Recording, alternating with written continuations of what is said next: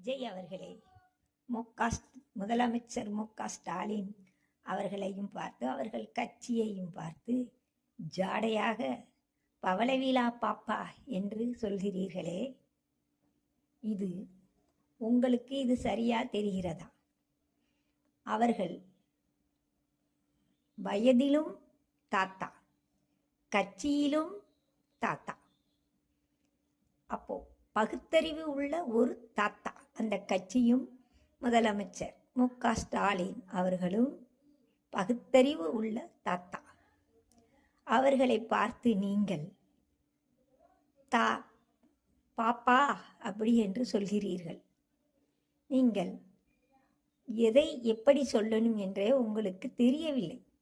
ஆகையால் உங்கள் தந்தையிடம் அறிவை கேளுங்கள். உங்களுக்கு அறிவு கம்மியாக இருக்கின்றது.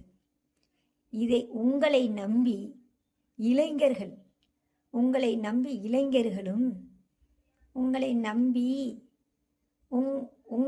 உங்களை உயர்வாக வைத்து பேசுகிறார்கள். அவர்களுக்கு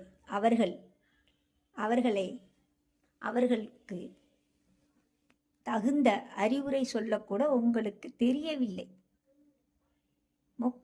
முதலமைச்சர் மு.க.ஸ்டாலின் அவர்களும் அவர்களுடைய தகப்பனாரும் அவர்களும் மிக அறிவாக, திறமையாக, பகுத்தறிவாக பேசுகிறவங்க.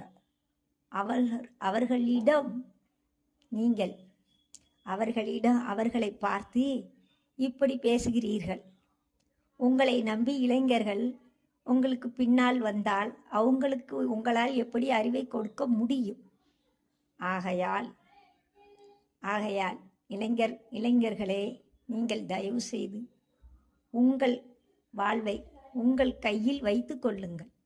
நீங்களும் அறிவானவர்கள்தான். காலேஜில் படித்து கொண்டு இருப்பீர்கள். இவங்க விஜய் அவர்களை நம்பி உங்கள் திறமையையும் அறிவையையும் பயன்படுத்தாமல் அவர்கள் கையில் கொடுத்து விடாதீர்கள். உங்கள் அறிவையும் திறமையையும். உங்கள் வாழ்வு உங்கள் கையில். உங்கள் தாய் தகப்பனிடம், உங்கள் மனைவி, மக்கள், அப்படி என்று நீங்கள் அறிவும் திறமையுமாக இருந்து கொள்ளுங்கள்.